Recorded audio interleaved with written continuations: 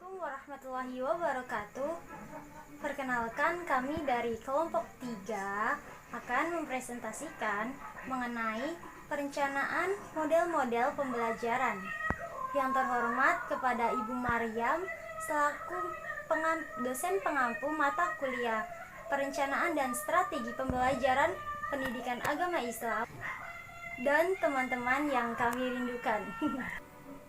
Baik, langsung saja pada pembahasan pertama adalah mengenai pengertian model. Menurut Good and Travis,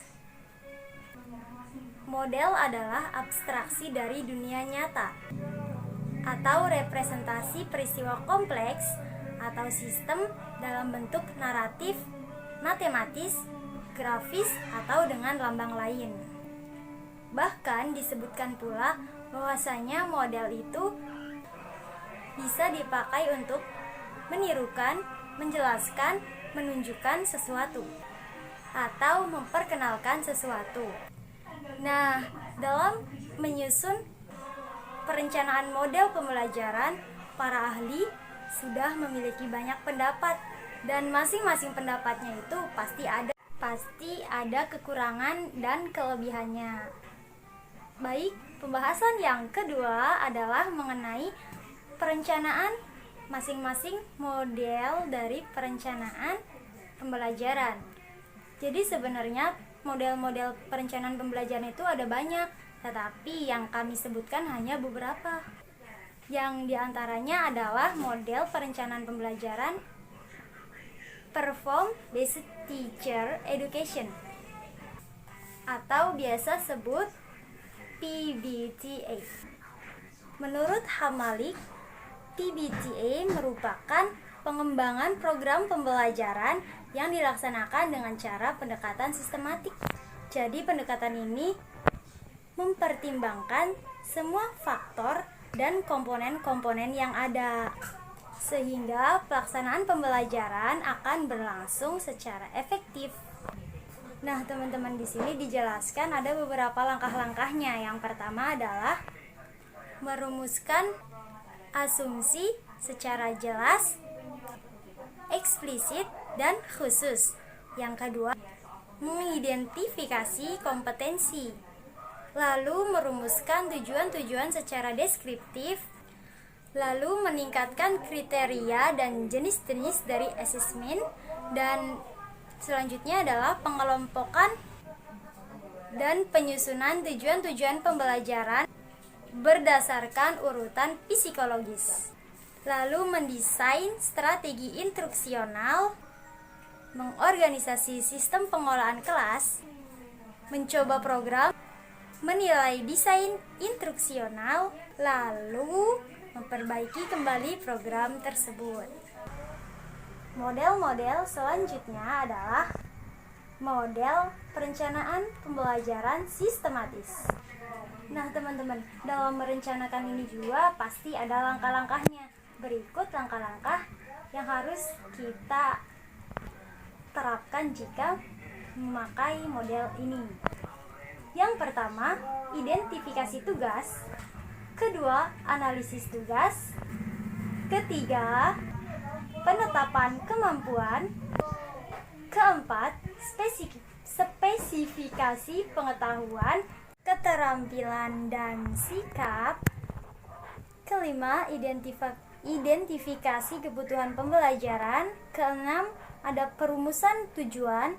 Ketujuh, ada kriteria keberhasilan program. Selanjutnya ada organisasi sumber-sumber belajar. Lalu ada pemilihan strategi pembelajaran. Habis itu kita menguji ke lapangan program, lalu mengukur reliabilitas program. Setelahnya kita memperbaiki dan menyesuaikan program. Selanjutnya pelaksanaan program, dan yang terakhir adalah monitoring program. Baik teman-teman, sedikit saja penjelasan dari Niken karena memori HP yang terbatas.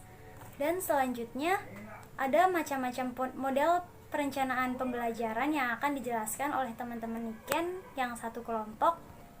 Mungkin dalam video ini kurang jelas, dan nanti kita bisa mendiskusikan apa yang belum jelas. Dilanjut ke pemateri berikutnya kepada Anissa Nuraidah dan Afifah Maziah, dipersilahkan. Terima kasih. Assalamualaikum warahmatullahi wabarakatuh. Saya Anissa Nuraidah dari kelompok 3 ingin menjelaskan sedikit tentang macam-macam model desain perencanaan pembelajaran. Istilah model dapat diartikan sebagai tampilan grafik, prosedur kerja yang teratur atau sistematis, serta mengandung pemikiran bersifat uraian atau penjelasan berikut sasarannya. Uraian atau penjelasan menunjukkan bahwa suatu model desain pembelajaran menyajikan bagaimana suatu pembelajaran dibangun atas dasar-dasar teori-teori seperti belajar, pembelajaran, psikologi, komunikasi, sistem, dan sebagainya. Tentu saja, semua mengacu pada bagaimana penyelenggaraan proses pembelajaran dengan baik, sehingga tercipta aktivitas pembelajaran efektif, efisien, dan menarik. Morrison, Ross, dan Kemp sebagaimana dikutip oleh Benny Afribadi menyatakan bahwa desain sistem pembelajaran akan membantu desainer atau pendidik sebagai perancang program atau kegiatan pembelajaran dalam memahami kerangka teori dengan lebih baik dan menerapkan teori tersebut untuk menciptakan pembelajaran yang lebih efektif dan efisien. Model desain sistem pembelajaran berperan sebagai alat konseptual pengelolaan komunikasi untuk menganalisis, merancang, menciptakan, mengevaluasi program pembelajaran dan program pelatihan.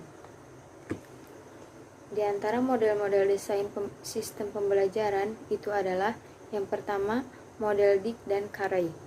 Model desain sistem pembelajaran yang dikemukakan oleh Dick dan Carey dikembangkan didasarkan pada penggunaan pendekatan sistem atau system approach terhadap komponen-komponen dasar dari desain sistem pembelajaran yang meliputi analisis, desain, pengembangan, implementasi, dan evaluasi. Dick DKK mengembangkan model ini berdasarkan pada pemikiran dan karya Robert M. Gagne, yaitu The Condition of Learning. Dalam edisi pertama, di mana buku ini menggunakan pendekatan sistem dan teori belajar behavioristik yang menekankan pada respons siswa terhadap situasi stimulus yang dihadirkan. Edisi selanjutnya, Dick memasukkan unsur dan pandangan kognitif dalam proses belajar dan pembelajaran di dalam bukunya. Yang kedua yaitu model Assur. Sharon S. Maldino, James D. Russell, dan Robert Heinix dan Michel Molenda mengemukakan semua model desain sistem pembelajaran dengan aktivitas belajar yang menggunakan media dan teknologi yang diberi nama Assur. Model Assur lebih difokuskan pada perencanaan pembelajaran untuk digunakan dalam situasi pembelajaran di dalam kelas secara aktual.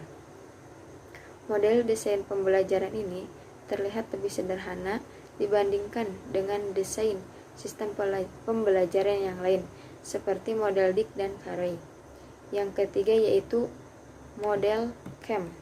Model pengembangan pembelajaran menurut Kemp pada tahun 1977 terdiri dari 8 langkah, yaitu menentukan tujuan instruksi umum, yang kedua membuat analisis tentang karakteristik siswa, yang ketiga menentukan tujuan instruksi spesifik, operasional dan terukur, yang keempat menentukan materi atau bahan pelajaran yang sesuai dengan tujuan instruksional, yang kelima menetapkan pengajaran awal, yang keenam menentukan strategi pembelajaran yang sesuai dengan tujuan instruksional khusus, yang ketujuh mengkoordinasikan sarana penunjang yang diperlukan meliputi biaya, fasilitas, peralatan, waktu, dan tenaga.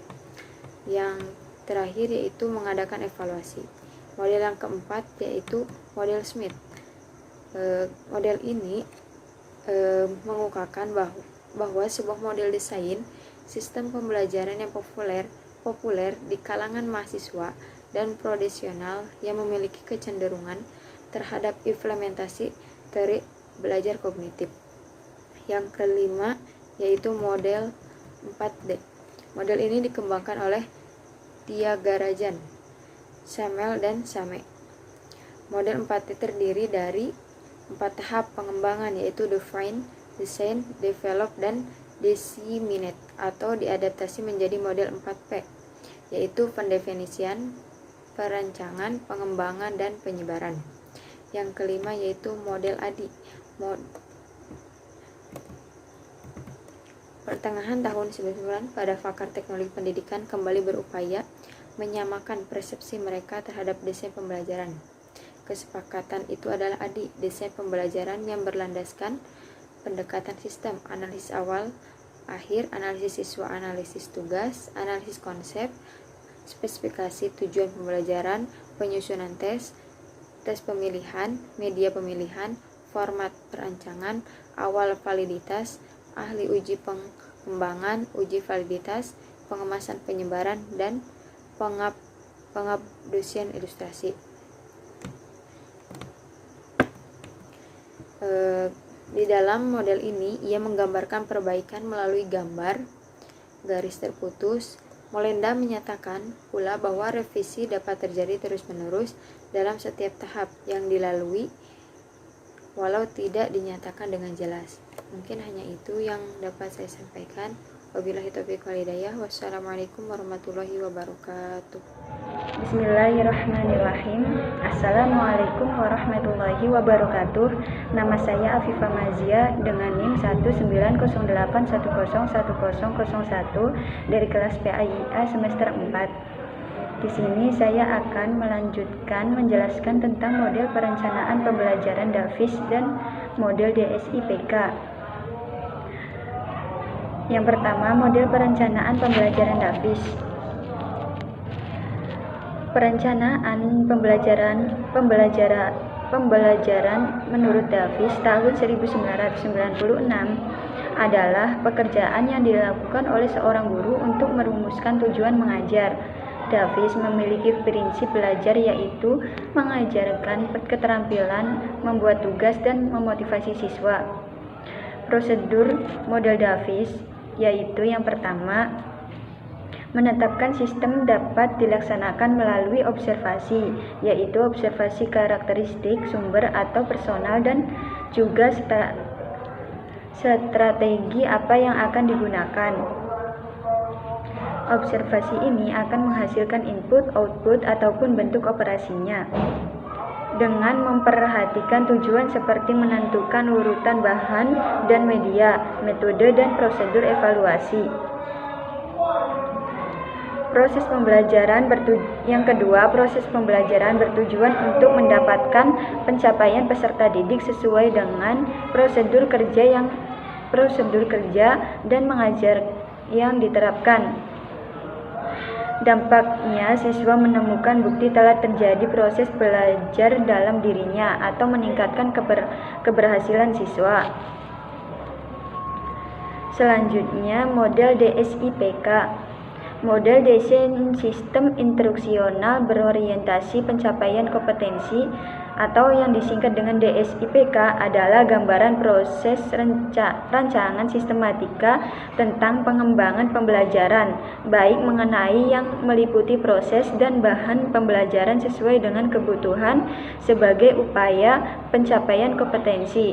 Prosedur pengembangan DSIPK terdiri dari 3 bagian. Yang pertama, analisis kebutuhan, yaitu proses penjaringan informasi tentang kompetensi yang dibutuhkan anak didik sesuai dengan jenjang pendidikan. Yang kedua, pengembangan, yaitu proses mengorganisasikan materi pelajaran dan pengembangan kegiatan pembelajaran.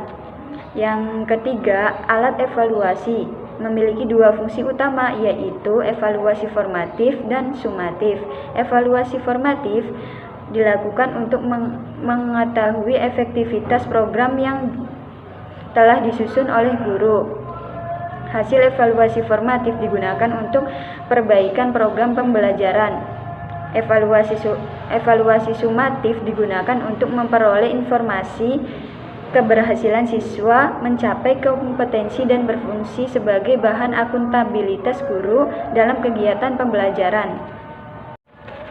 Selanjutnya, saya akan menjelaskan tentang metode pembelajaran. Apa itu metode pembelajaran?